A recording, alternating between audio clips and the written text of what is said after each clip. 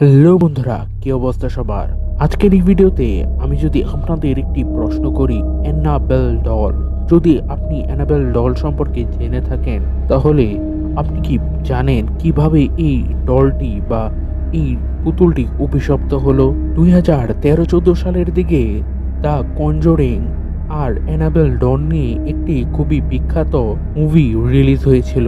মুভির শুরুতেই লেখা ছিল এটি বাস্তব ঘটনার ভিত্তিতে তৈরি করা হয়েছে, যার ফলে এটি মানুষের মধ্যে একটি আলাদা ভয়ের জায়গা তৈরি করে নিয়েছিল সেই সময়, এবং এখন পর্যন্ত এটি একটি খুবই জনপ্রিয় হন্টেড বা হরর মুভি।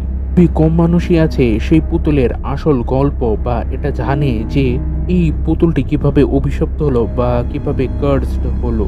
আজকের এই ভিডিওতে আমরা সেই বিষয় নিয়ে আলোচনা করব আর জানবো পৃথিবীর সবথেকে জনপ্রিয় হরর বা হন্টেড ডল অ্যানাবেল ডল আসলে কিভাবে হন্টেড হলো বা অভিশপ্ত হলো। শুধু তাই নয়, আজ পর্যন্ত এই অ্যানাবেল ডলটি একটি মিউজিয়ামে একটি ছোট্ট কাচের বাক্স বা একটি জায়গায় আটকে রাখা হয়েছে, যেন সে কোনোভাবে সেখান থেকে বের হয়ে না আসতে পারে।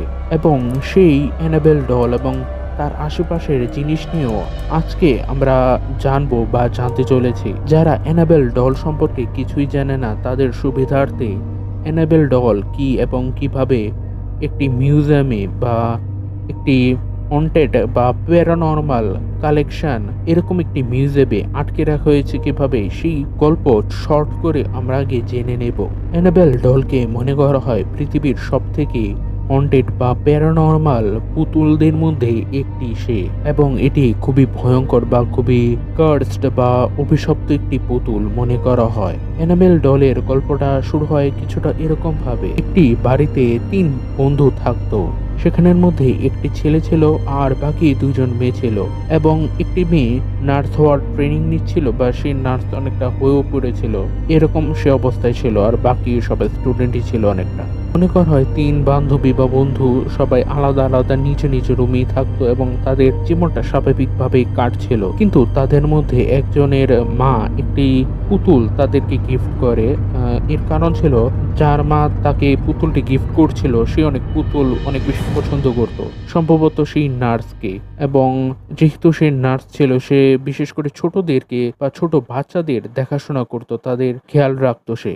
আর সেই পুতুলটি আসলে ছিল অ্যানাবেল ডল, এবং সেই পুতুলটিকে সেই 2 বান্ধবী পেয়ে অনেক বেশি খুশি হয় বা তাদের এই গিফটে অনেক বেশি ভালো লাগে, এবং তাদের জীবনও স্বাভাবিকভাবে চলছিল। কিন্তু অদ্ভুতভাবে তারা যখন বাড়ি থেকে চলে যেত, তখন অদ্ভুতভাবেই সেই পুতুল আপনা আপনি নিজের জায়গা চেঞ্জ করত, এবং সেটি আস্তে আস্তে তাদের চোখে পড়তে শুরু হয়।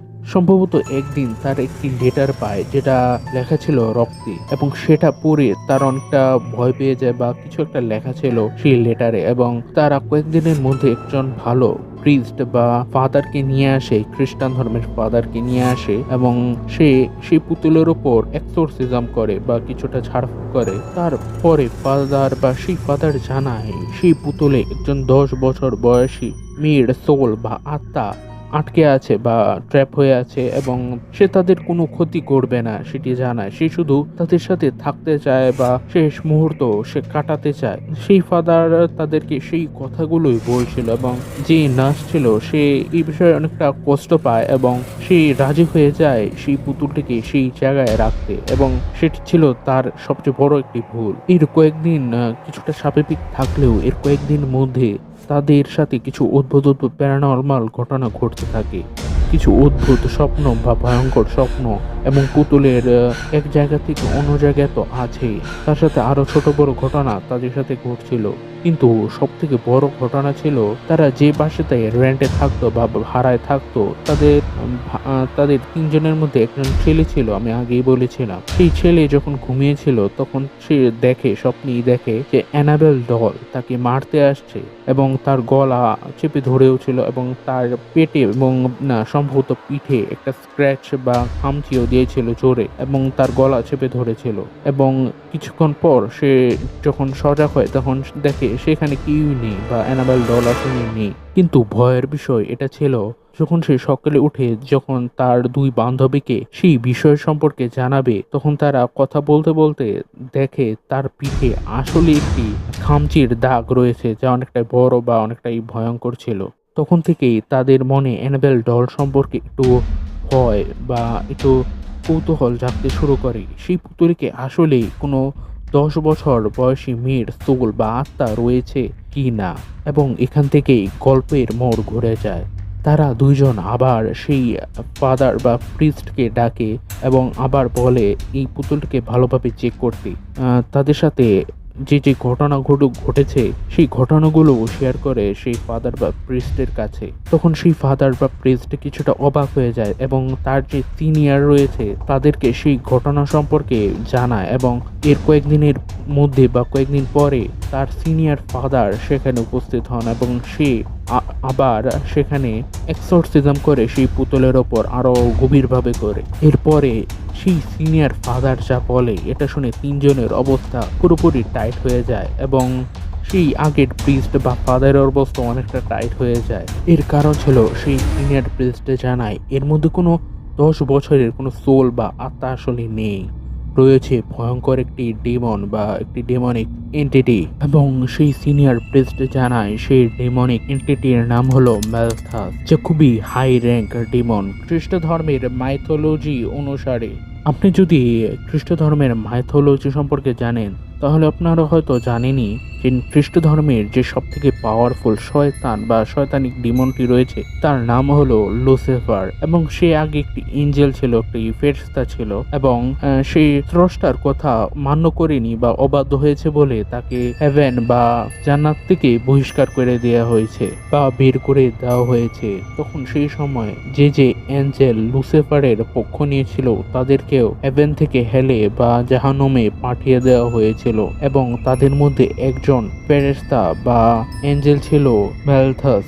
এবং যারা যারা এই ঘটনা বা খ্রিস্ট ধর্মের এই মাইথোলজি সম্পর্কে জানতে না এখন হয়তো জেনে নিয়েছেন। তো গল্পে এগোনো যাক। এবং সেই হাই লেভেলের প্রিড বা হাই লেভেলের ফাদারি সে নিজেই তখনের সময়ের বিখ্যাত লরেন ওয়ারেনকে ইনফর্ম করে বা জানায় এই ঘটনা সম্পর্কে। তারা দুজন অনেক আগে থেকেই এরকম প্যারানরমাল জিনিসগুলো বা প্যারানরমাল কেসগুলোকে ইনভেস্টিগেট করতো বা তদন্ত করে থাকতো, আসলে কি সেখানে গোস্ট বা প্যারানরমাল কিছু আছে কিনা বা শয়তানের কোনো অস্তিত্ব আছে কিনা। যদি থাকতো তখনই তারা ফাদার বা হাই লেভেল প্রিস্টকে সেই ব্যাপারে জানাতো, এবং তারা দুইজন মিলে এক্সোরসিজম গুলো করতো, এবং সেই ঘটনাক্রমে বা সেই ঘটনায় যে যে জায়গায় তারা গিয়েছিল সেই প্রত্যেক জায়গায় তারা কোনো না কোনো প্যারানরমাল জিনিস বা কোনো কিছু পেয়েছিল, এবং সেইগুলোকে তারা কালেকশন হিসেবে তাদের মিউজিয়ামে রেখে দিত লরেন এন্ড ওয়ারেন। আর এইভাবেই অ্যানাবেল ডল সেই মিউজিয়ামে যায়। এখন একটু ম্যালথাস বা এই ভয়ঙ্কর শয়তান সম্পর্কে একটু জেনে নিই, এটি আসলে কতটুকু পাওয়ারফুল আর এটি কতটুকু ভয়ঙ্কর। মনে করা হয় ম্যালথাস অনেকটা হাই লেভেলের বা লুসিফারের যতগুলো শয়তান বা তাদের যতগুলো তার সাথী রয়েছে তাদের মধ্যে ম্যালথাস অনেকটা হাই র্যাঙ্কের উপরে রয়েছে বা খুবই শক্তিশালী। তার কাছে পুরো একটি আর্মি রয়েছে নেগেটিভ বা খুবই খারাপ সত্তা বা এন্টিটি, এবং ম্যালথাস নামের সেই শয়তানটি এরকম ডেমন বা এরকম ফুল কালেক্ট করে যে অনেক বেশি করাপ্ট ছিল বা অনেক বেশি পাপী বা অনেক বেশি খারাপ ছিল। এখন আসা যাক মূল আলোচনায় বা মূল গল্পে, কিভাবে অ্যানাবেল ডল একটি প্যারানরমাল ডলে পরিণত হলো, কিভাবে ম্যালথাস সেই ডলটিকে পজেস করলো বা কার্স করলো বা অভিশপ্ত করলো। মনে করা হয় একটি পরিবার ছিল, যেই পরিবারের মধ্যে তিনজন সদস্য থাকতো, বাবা মা এবং তার একটি খুবই সুন্দর এবং ছোট 10-12 বছরের একটি মেয়ে ছিল, এবং তার বাবা সেই পুতুল তৈরি করারই কাজ করত বা সেই পুতুল তৈরি করত। তার বাবা একটি খুবই সুন্দর পুতুল তৈরি করে তার মেয়েকে উপহার স্বরূপ দেয় বা গিফট দেয়, এবং তার মেয়ে সেই পুতুলটি পেয়ে অনেক বেশি খুশি হয়েছিল, এবং সেই পুতুল নিয়ে সে সারাদিন খেলাধুলা করতো বা সে সবসময় সেই পুতুলটিকে নিজের কাছে রাখতো, এবং সেটিই ছিল সেই অ্যানাবেল ডলটি। কিন্তু মনে করা হয় একদিন একটি অ্যাক্সিডেন্টের কারণে তার মেয়ে মারা যায়, এবং তার বাবা মা খুবই হতাশ হয় বা খুবই ভেঙে পড়ে তাদের একমাত্র মেয়েকে হারিয়ে।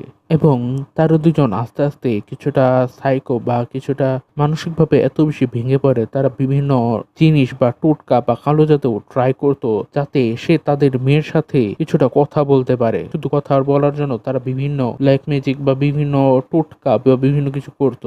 তারা এরকম ভাবে চেষ্টা করছিল এবং আলাদা আলাদা ব্ল্যাক ম্যাজিক বা আলাদা আলাদা টোটকা জাদু করার চেষ্টা করছিল যাতে তারা শুধু তার মেয়ের সাথে কথা বলতে পারে বা তার মেয়েকে জীবিত করতে পারে, একটা এরকম। তো ওইসব করতে করতে একটা পর্যায়ে তারা শুনতে পায় তার মেয়ের কণ্ঠ এবং তারা আস্তে আস্তে নিশ্চিত হয় এটা তার মেয়েরই কণ্ঠ হবে এবং তার সাথে কথা বলতো, কিন্তু দেখতে পারতো না, শুধু কথা বলতো, কথাগুলো শুনতো, রিপ্লাই করতো এবং তার অনেকটা আবেগেও হয়ে পড়েছিল তার মেয়ের কারণে যে হ্যাঁ এখন শুনতে পারছে। তো কয়েকদিন পরে তার মেয়ে একটি জিনিস চায় তাদের কাছে, বা সেই কণ্ঠ বা সেই স্বর, তার মেয়ের কণ্ঠের স্বরে একটা জিনিস চায়। সেই জিনিসটি হলো সেই চেয়েছিল যে তার যে প্রিয় পুতুলটি রয়েছে সেটার মধ্যে ঢুকবে বা সেই পুতুলে সে প্রবেশ করতে চায়। সেই অনুভূতি চাচ্ছিল তার মা বাবার কাছে এবং তার মা বাবা এত বেশি আবেগীয় হয়ে পড়েছিল তারা সেই পারমিশনটি দিয়ে দেয় এবং এরপরে একটি কালো ছায়ার মতো কিছু একটা ঢোকে সেই অ্যানাবেল ডলের ভিতরে। এটা মনে করা হয় যখন সেই অভিশপ্ত শক্তি বা সেই শক্তি সেই পুতুলের ভিতরে ঢুকছিল তখন তারা কিছুটা আন্দাজ করতে পেরেছিল বা কিছুটা বুঝতে পেরেছিল যে কণ্ঠ তারা শুনতো সেই কণ্ঠ হয়তো তার মেয়ের কণ্ঠ ছিল না, এটি একটি খুবই শক্তিশালী নেগেটিভ শক্তির আওয়াজ ছিল এবং সেই শক্তি সেই পুতুলের ভিতরে এখন ঢুকে পড়েছে। এরপরে অনেকে মনে করে সেই দুজন আস্তে আস্তে সেই পুতুলের কারণে তারা দুইজন কার্সড বা পজেসড হয়ে পড়েছিল বা সেই পুতুলের কালো শক্তি তাদের উপর ভর করে ফেলেছিল এবং তারা দুইজনও অনেক দ্রুতই মারা যায় অথবা সেই পুতুলটিকে তারা বিক্রি করে ফেলে এবং সেইভাবে সেই পুতুলটি একজনের হাত থেকে সেই দুই বা তিন বন্ধু বান্ধবীর কাছে এসেছিল। এটি ছিল সেই অ্যানাবেল ডলের কার্স হওয়ার আসল গল্প বা কিভাবে সেই অ্যানাবেল ডলটি আসলে অভিশপ্ত হয়েছিল। আপনাদের সাথে আরো কিছু মজার ইন্টারেস্টিং ইনফরমেশন শেয়ার করি। এই অ্যানাবেল ডলটি মেলতাসের কাছে আসলে বা সেই খারাপ শক্তির কাছে একটি গেট বা একটি দরজার মতো, যে দরজা দিয়ে সে তার খারাপ বা কার্সড বা নেগেটিভ আর্মিকে সে আমাদের জগতে নিয়ে আসতে পারে। এবং অ্যানাবেল ডল আসলে খুব একটা নড়াচড়া বা খুব একটা মুভমেন্ট করে না কোনো মানুষের সামনে। মনে করো সে কিছুটা টেলিপোর্ট করে বা এক জায়গা থেকে আরেক জায়গায় চলে যায়, সে নিজে খুব একটা মুভ করে না, কিন্তু সে নিয়ে আসে আমাদের জগতে খুবই খারাপ শক্তি বা খুবই খারাপ এন্টিটি এবং সে খারাপ এন্টিটি বা নেগেটিভ এন্টিটি বা শক্তিকে খুব অনেক বেশি আকৃষ্ট করে বা আকর্ষণ করে বা নিয়ে আসে। এরকম মনে করা হয় অ্যানাবেল ডলকে একজন ব্যক্তি কিছু বলেছিল এবং কার অ্যাক্সিডেন্টে মারা যায়। তাছাড়া আরেকজন ব্যক্তিও ছিল যে এই অ্যানাবেল ডলটিকে বিভিন্ন কাজ করছিল বা কিছু একটা প্রজেক্টে কাজ করছিল অ্যানাবেল ডলকে নিয়ে। সেই প্রজেক্টটি হয়তো কিছুটা এরকম ছিল যে অনেকজন মানুষ সেই গোস্ট বা হরার বা প্যারানরমাল এন্টিটিকে দেখতে চেয়েছিল।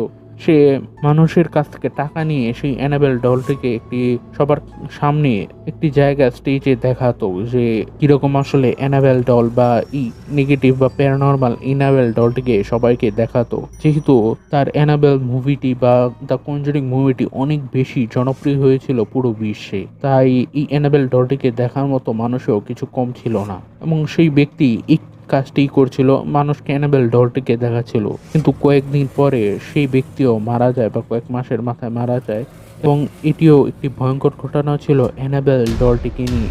আরেকটি মজার ঘটনা হলো মুভিতে যে অ্যানাবেল ডলটিকে দেখানো হয়েছে বাস্তবে কিন্তু সেই অ্যানাবেল ডল এরকম দেখতে নয়, বরং সেই অ্যানাবেল ডল বাস্তবে অনেক বেশি সুন্দর বা অনেক বেশি কিউট এবং যেমন কিউট এর চেয়ে বেশি ভয়ঙ্কর। মজার কথা আরেকটি হলো মুভিতে যে অ্যানাবেল ডলটিকে দেখানো হয়েছে, যারা মুভি তৈরি করছিল বা যারা মুভি তৈরি করেছিল তারা প্রায় সময় কমপ্লেন করতো মুভিতে যে অ্যানাবেল ডলটিকে ব্যবহার করেছে সেটিও নাকি একটি প্যারানর্মাল বা সেই পুতুলও কার্স বা অভিশপ্ত। এর কারণ হিসেবে বলে প্রায় সময় যখন সেই দলটি সেটে বা সেই মুভি তৈরি করার সময় থাকতো তাদের সাথে অদ্ভুত ঘটনা ঘটেছে, সেই কমপ্লেটগুলো করে। এটি ছিল অ্যানাবেল ডল নিয়ে কিছু তথ্য বা অ্যানাবেল ডল কেন অভিশপ্ত হয়েছে। যদি আপনার এই ভিডিওটি ভালো লেগে থাকে তাহলে অবশ্যই একটি লাইক এবং সাবস্ক্রাইব করবেন। এই ভিডিওটি দেখার জন্য আপনাকে অসংখ্য ধন্যবাদ। টাটা।